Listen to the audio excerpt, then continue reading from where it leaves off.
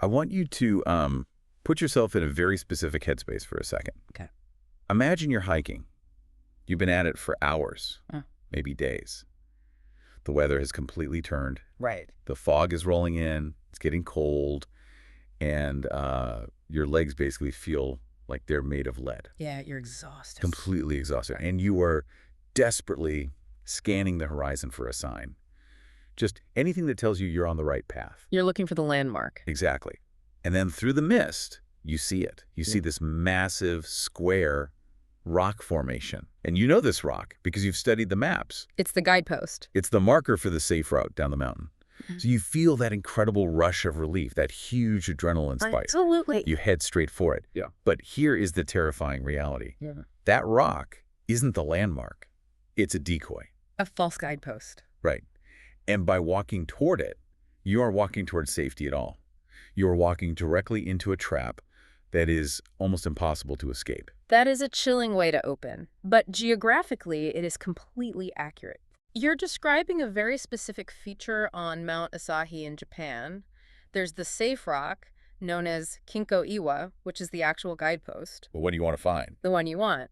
But then, tragically close by, is the fake safe rock, or Nis Kinko-iwa. That concept of a fake safe rock just, it really sticks with you. It's like nature playing a cruel trick on you. It really is. And that specific visual trickery is the starting point for today's deep dive. Because we aren't just talking about a mountain rescue gone wrong today. No, we are definitely not. We're unpacking what is officially known in the Wikipedia records and the police reports as the SOS incident. This is one of those cases that starts as a triumphant success story, like a textbook rescue. Yeah. But then it rapidly spirals into a cold case mystery involving a massive timber construction, a timeline that makes absolutely no sense, Not at all. and a cassette tape recording that is honestly one of the most haunting things I've ever researched. I've been reading through the source material all week, mostly these police investigations from the late 80s. And every time I think I have a handle on the narrative, the facts just completely slip sideways. They really do. So help us set the scene here. Our sources put us in Daisetsuzan National Park. Yes, in Hokkaido, Japan, Daisetsuzan is a stunning place. It's often called the playground of the gods. Wow. But it is incredibly rugged and unforgiving terrain. The date is July 24th, 1989. We have two mountaineers from Tokyo who are trekking across the range. Just a standard hike. Exactly. They're aiming to go from Mount Kurodake to Mount Asahi. But as often happens in these stories, they get completely lost. Right, they deviate south. Heading toward the Chubetsu River area. And these guys are in serious trouble. But the system actually works here. The Hokkaido police are alerted. They send a helicopter to sweep the area. And this is where the pilot sees something that, according to the flight logs, you absolutely could not miss. They spot an SOS sign on the ground. But we need to be very specific about what SOS sign actually means in this context. Yes, because I think when listeners hear that, they imagine someone scratching 3 letters in the dirt with a stick. Or maybe arranging some small rocks on a beach. Right. But looking at the photos in the file, this was a massive construction project. It's unbelievable. The source material describes a giant sign made of birch trees. We're talking about 19 fallen birch logs. And the scale is just immense. Each letter was roughly 5 meters long. Wait, 5 meters per letter? Yes, that's about 16 feet for a single letter. That is huge. You could see this thing from thousands of feet in the air. Easily. It's not a desperate scratch, it's a monument. It's a signal meant to be seen by God himself. So naturally, the rescue team in the helicopter looks down, sees this massive SOS, and assumes... Okay, that's our guys. Right. They locate the two men about 2 or 3 kilometers north of the sign, and they airlift them to safety. High fives all around. Mission accomplished. Exactly. The police get these 2 guys back to the station. They debrief them, and I imagine the officers are waiting for the part where the climbers brag about their handiwork. Oh, for sure. They probably say something like, hey, incredible job on that sign. That is literally what saved your lives. And the climbers just look at them blankly. They have absolutely no idea what the police are talking about. They just say, what sign? And that is the moment the temperature in the room must have just dropped 20 degrees. Completely. Because the logic is terrifyingly simple. If the 2 men they just rescued didn't build the sign, Then someone else did. which means someone else is down there. Or was down there. Exactly. So the celebration just stops dead. Yeah. The very next day, the police send the helicopter back. But this time the vibe has shifted completely. It's not a rescue mission anymore. No, it's an investigation. They land near the massive SOS sign to see what is actually going on. And the scene they find shifts the tone of this entire deep dive from an adventure story to a full-on forensic tragedy. The police start combing the area around those huge birch logs, and initially they find bone fragments. And reading the autopsy notes, these weren't just peaceful remains. No, they were not. The reports mentioned traces of animal bites, and some of the bones appeared to have been fractured before death. Right. Just hearing that detail, it makes you realize how brutal the end must have been for whoever built this. It really points to a struggle, or perhaps a significant fall that left the person incapacitated before the elements or the animals got to them. That's awful. But the physical remains were just one part of the puzzle. Nearby, in a small hole, they find a cache of items. The report describes this hole as being just big enough for a single human to fit into, like a burrow. Tucked right into the root system of a tree. And inside, they find this trove of items. I want to list these out because it gives us such a specific snapshot of the person. It wasn't just standard hiking gear. Right. They found 4 cassette tapes, a tape recorder, a backpack, some amulets, a tripod, men's basketball shoes, 2 cameras, a notebook, and a human skull. It's a very intimate collection of belongings. And it's these items that allow investigators to start piecing together an identity. Because they found a driver's license in the backpack. They did. It belonged to a man named Kenji Iwamura. Okay, let's unpack Kenji Iwamura. According to the records, he was a 25-year-old office worker from Aichi Prefecture. That's right. But here is where the timeline completely breaks down for me. The police found these items in July 1989. Yes. But Kenji Iwamura had gone missing on July 10th, 1984. That is a 5-year gap. 5 years. He vanishes in 84. He had gone hiking alone, failed to show up for work a week later. His parents did what any parents would do. They asked the police to search. Of course. But back in 1984, they found absolutely nothing. Not a single trace. Daysat Suzanne is vast. If you aren't looking in the exact right spot, it's like looking for a needle in a haystack made of mountains. Yeah. So for 5 years, this massive SOS sign had potentially been sitting there. Or at least the person who built it had been missing for that long. Right. But the discovery of the ID didn't actually solve the mystery immediately. Not at all. In fact, if you look at the news reports from that week, it just opened up a complete Pandora's box of confusion regarding who the victim actually was. We really have to talk about the forensic confusion here because it is a critical part of why this case became so infamous in Japan. Right. So they have the ID of Kenji Iwamura. They have men's basketball shoes, size 25.5 centimeters. They have a backpack. Everything points to a guy. Everything. But then the bones get sent to the lab. Yes. The remains were sent to Asahi Medical University, and the initial assessment comes back with a shocking conclusion. Which was? The skeleton belonged to a female, aged 20 to 40. I remember reading this part and just thinking, how you have a license for a man, shoes for a man, the science says woman. Yeah. Did they think maybe Iwamura had a partner with him? That became the leading theory overnight. It was dubbed the two victims theory. Okay, that makes sense. The police started thinking, okay, maybe Iwamura went hiking with a girlfriend or a female friend and she is the one we found. No. Or, even more tragically, maybe this is a totally different missing person case that just happened to be in the exact same spot. But the sources say Iwamura went alone. He was a solo hiker. He was. And I checked the missing persons registry for that area. There were 0 records of a missing woman in that specific sector at that time. It was a massive contradiction. You have the socked evidence, the items screaming male, Kenji Iwamura, and you have the hard science, the bones, saying female. That must have caused a media frenzy. It confused the media and the police for months. An acquaintance even came forward and confirmed that Iwamura carried those exact anime tapes and wore that exact size shoe. So how did they resolve it? Because eventually they did identify the remains as Iwamura. It wasn't until the following year, February 28, 1990, a re-examination was ordered. They looked at the skeleton again and essentially said, oops, Oops. it was in fact male. It seemed like a pretty big oops. They common in these kinds of cases? Well, we have to look at the context. It was 1989. Forensic anthropology wasn't as advanced as it is today. Fair enough. Plus, you're dealing with partial skeletal remains that have been exposed to harsh winters and wild animals for 5 years. Right, the condition must have been terrible. Exactly. The pelvis, which is the main way to determine sex, might have been severely damaged or incomplete, but that initial error really muddied the waters. It serves as a stark reminder that initial reports in these types of deep dives can often be incredibly misleading. They absolutely can. So we establish it is Kenji Uemura. He's the one who died there. But knowing who it was almost makes the next part harder to deal with. You're talking about the tapes. We have to talk about the tapes. This is, without a doubt, the most harrowing part of the source material. It's one thing to find bones. Bones are silent. Yeah. It's another thing entirely to find a voice. On July 27, 1989, the police decided to play the tapes found in that recorder. I can't imagine what it was like to be in that room. It must have been chilling. The recording features a young man shouting. It lasts for 2 minutes and 17 seconds.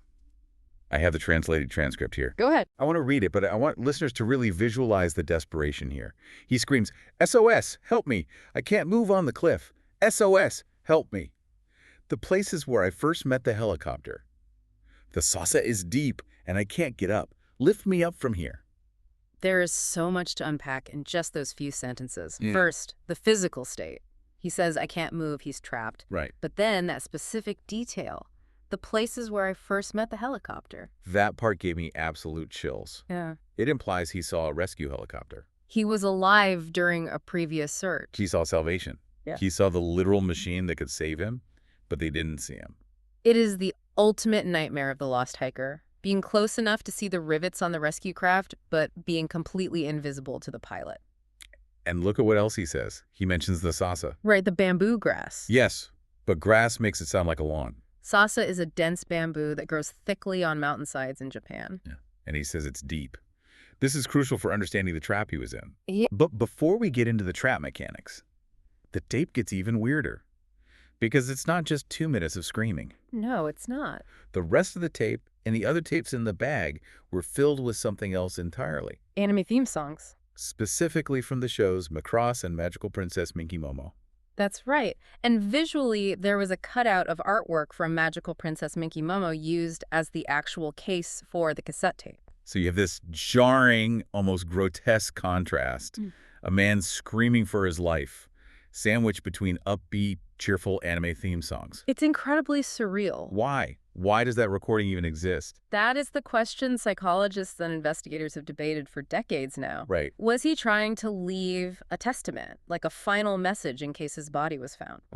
Or, and this is a darker possibility that some experts suggest, did he accidentally switch the recorder on while he was yelling for help? You mean he didn't even know he was recording? It's very possible. He might have been trying to use the recorder speaker to amplify his voice. To make himself louder for that helicopter he saw. Exactly. He hits play and record by accident in the sheer panic of the moment. The police tried to get a confirmation on the voice. They played the tape for Kenji Uemura's parents. Which is standard procedure. And you'd think a parent would know their child's voice instantly. Usually, yes. Yeah. But in this case, the parents could not confirm that the voice was their son. Imagine that. Hearing a voice screaming in absolute agony, knowing it might be your missing son, but not being sure. Because extreme distress changes the timbre of a voice so much. And that uncertainty fueled a lot of the early speculation about who was actually on that tape. It definitely added to the mystery. I want to circle back to the trap you mentioned earlier, the fake safe rock and the bamboo. Because looking at the map and the files, I kept asking myself, why couldn't he just climb out? Right. He's a young guy, he plays basketball, why die there? It comes down to the actual physics of the Sasa bamboo. We mentioned Niskinko Ewa, the fake safe rock. It looks identical to the guidepost, so it lures you off the ridgeline. You think you're safe. Exactly. Yeah. Once you head toward it, you enter a slope covered in this specific bamboo. Right. Now, this bamboo grows downwards with the slope. It's incredibly slick and strong. Okay. It basically acts like a slide. If you step on it, you slide down into the grove. So it's easy to go down. Very easy. But if you try to turn around and climb back up, You're fighting against the grain. you are fighting a wall of spears. The bamboo interlocks. It becomes a physical barrier that is nearly impossible to push through from below. Wow. And here is the kicker. Below you, it's not just more bamboo, it's cliffs. So you're totally funneled, you slide down the slide, you hit a cliff edge, and you can't climb back up because the bamboo won't let you. Precisely. You are in a cage made entirely of nature. That is terrifying. And to prove how dangerous it is, the sources mention that a news media team went to the exact site days after the discovery to report on it. Guess what happened? Don't tell me. They got stuck. Are you serious? They couldn't escape the terrain and had to be rescued themselves. A whole team. Yes. This proves that once you fall for the fake safe rock, you are in a lethal situation regardless of your fitness level. Which brings us to the biggest physical mystery of this whole story, the construction of the SOS sign itself. Right. We established earlier 19 birch trees, 5-meter letters. This is a massive physical feat. It is. Forestry experts estimated it would take 2 full days of heavy labor to build that. 2 days. You have to drag these trees, arrange them perfectly so they are legible from the sky. But the autopsy, the report said the body was thin, weak. The investigators openly doubted that Iwamura, in his starving, exhausted condition, had the physical strength to build it alone. And here's the detail that keeps me up at night regarding this case. The axe? No axe was found. That's the impossible variable here. Yeah. The trees were birch. Have you ever tried to break a birch log? No, but I assume it's not easy. It's incredibly tough wood. If you don't have an axe, you are relying entirely on fallen trees. Right. But you still have to move them, stack them. The trees in the sign were stacked, not just laid out flat. So he's scavenging massive logs, dragging them through deep, tangling bamboo while starving and weak, completely without tools. It seems physically impossible. And yet the sign was there. It was there. There's a theory about Astro Boy that I found in the research. It sounds crazy at first, but when you connect it to the anime tapes in his bag, it really starts to make sense. You're talking about the pop culture survival theory. Yeah. Some cultural observers pointed out a specific scene in Osamu Tezuka's Astro Boy, which was a huge show at the time. Right. In the scene, fallen trees are arranged into an SOS shape to signal for help. And we know he was a big anime fan. He had the tapes, he had the Minky Momo cutout. Exactly. So the theory is that the victim, in a state of sheer desperation, reverted to what he knew. He was mimicking that scene. He didn't have a survival manual, he didn't have a guide, he had Astro Boy. That's fascinating. It suggests he was using pop culture knowledge to try and solve a literal life or death problem. It's a heartbreaking thought, honestly. Recreating a scene from a cartoon you love, hoping the logic of the show applies to the real world. You're just waiting for the hero to fly down. And the ultimate tragedy is, the sign worked. It did work. It was legible. It was huge. Just not for him. That's the cruel irony of the whole incident. The Japan Forestry Agency checked their archives later. Oh, Fred. They found the SOS sign in aerial photos taken on September 20, 1987. 1987. Wait, so that sign had been sitting there for 2 years before the rescue. At least 2 years. It sat there through winters, through storms, through seasons of hikers passing by miles away. Unbelievable. It was a silent scream that went unheard until it was way too late for the builder. But just in time for those 2 hikers from Tokyo in 1989. Exactly. It really makes you wonder about the nature of survival and legacy.